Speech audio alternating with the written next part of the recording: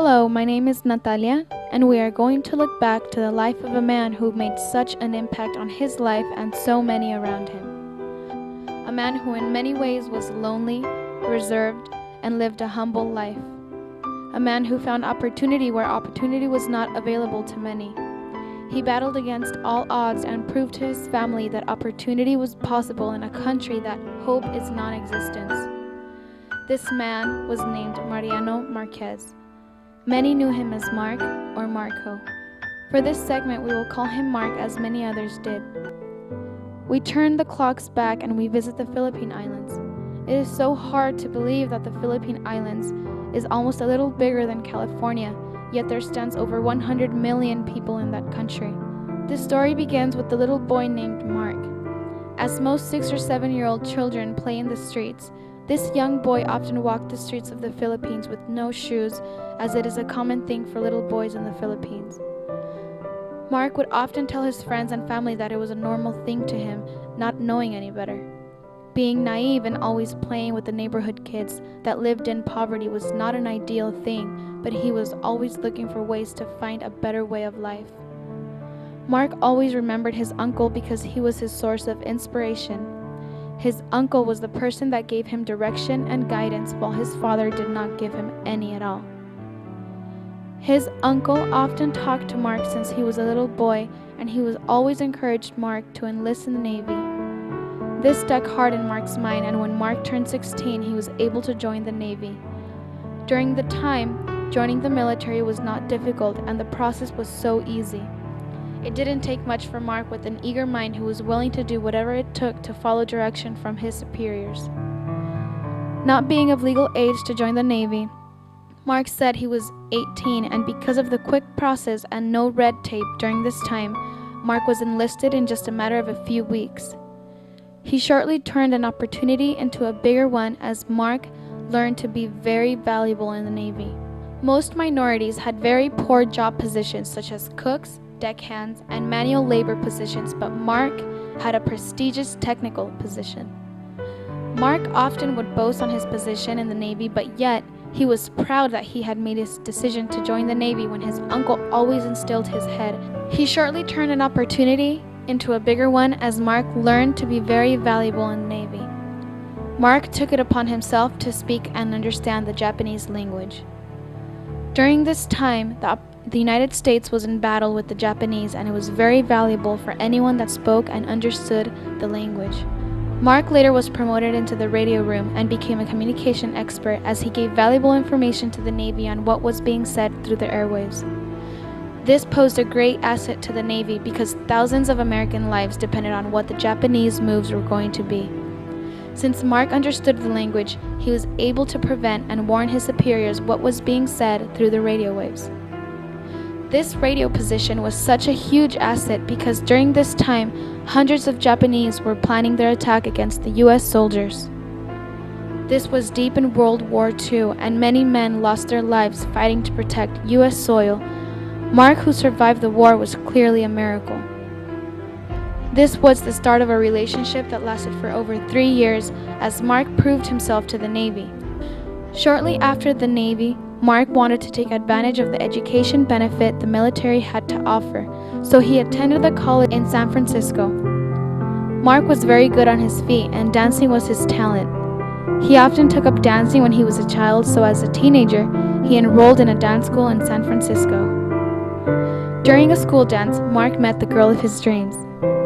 Her name was Emma Mendoza.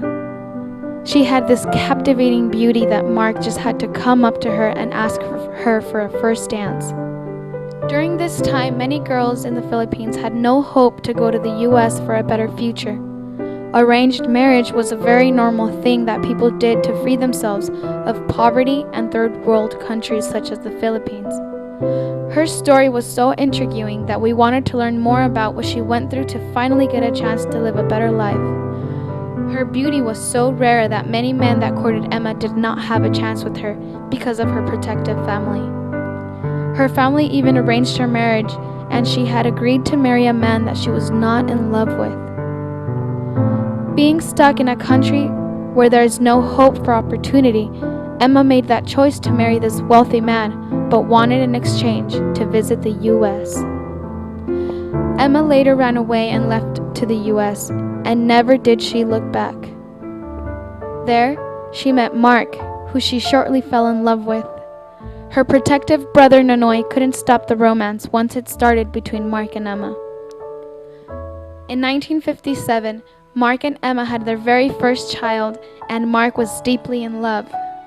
He was always holding his baby girl Celia. They were inseparable, and Mark always carried his daughter wherever he went.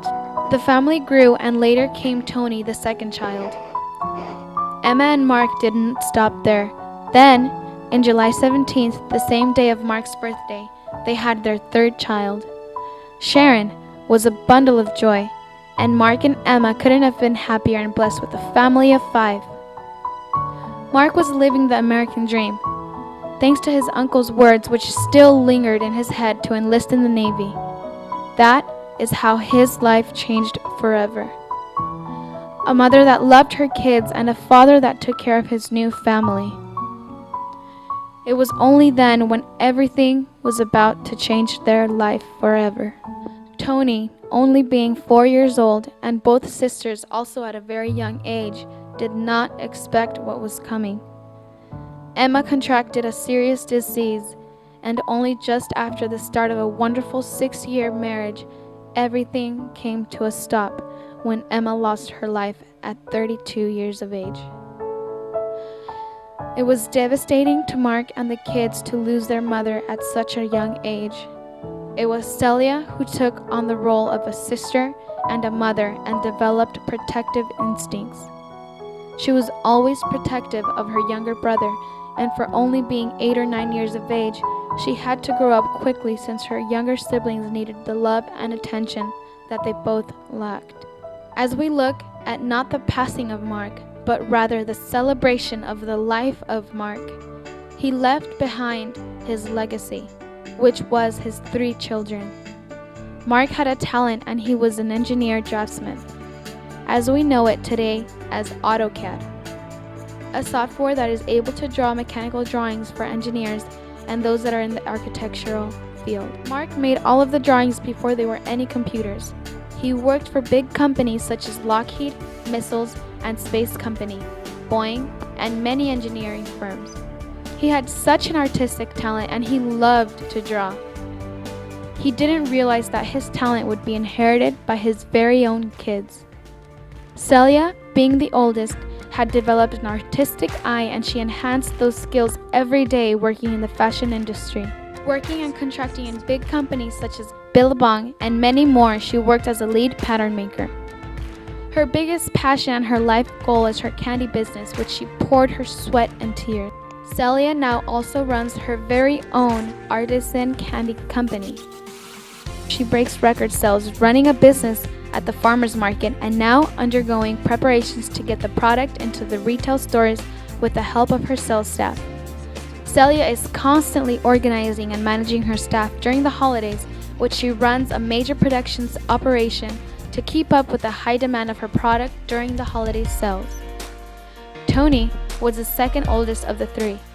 His dad also left a mark on his talent, and the artistic talent also lingers in Tony's blood.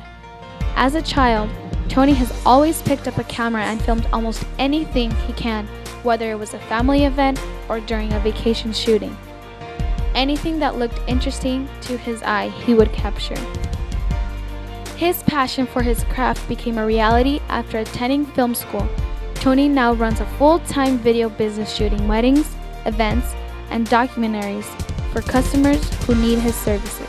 Gaining experience at a fast rate, Tony organized his own film crew at a school and produced his own music videos, short films, and various documentaries. With the help of his crew that consists of a host, a film crew, Tony now produces his own San Diego exclusive TV shows that feature special events of various bars, restaurants, and places of interest that tailored to San Diego County. Tony and his team are now ready for distribution of this show to one of the major networks to pick up the show for syndication. Most of all, Tony gives all the credit of his success to his close friends for their support and encouragement to pursue his dream. As others value their friends they have, Tony values his friends as another extension of his family. Mark's artistic talent didn't stop there, as it was also carried over to the youngest child, Sharon. For almost 20 years, Sharon has successfully ran her own photography business. Her work has been featured in well-known magazines. She specializes in landscaping, photography, as well as portrait shooting of families that want their pictures taken professionally. Her work and photographs are incredibly breathtaking because of her artistic eye and talent. She puts out stunning art pieces. With photographs throughout San Diego of the various popular points of interest, she attracts so many customers that want her artwork in their home. Mark's artistic bloodline carries over to Sharon because she will take her time to capture the essence of the moment seen in her photographs. It is a beauty beyond imagination when once you see her nature photographs. In closing, we take a glance back at Mark's life and we could not help to think that he accomplished so much and left a big mark in everyone's hearts. And not to forget that Mark's kids made him a proud grandfather. Celia, being the oldest, had her very own daughter Chanel. Tony, his second oldest, had his son Sean, and Sharon, the youngest, also had her very own son Ryan. A father, a husband, and a grandfather, Mark never wanted to miss an opportunity when it came to see his grandchildren. As all of Mark's children said to their dad, quote, "Thank you, Dad, for doing what you did. Just being there really made a difference. Dad, we understand you did what you did because you had to, and even though our Auntie Meline took care of us and you couldn't, we know that it was so hard to take care of 3 children on your own. Mom passing away and leaving us behind was really hard for all of us too. Despite the hardships, we will always love you no matter what. One day we will meet again and Mom will be there with us too. Thank you, Dad. We will love you and may you rest in heaven."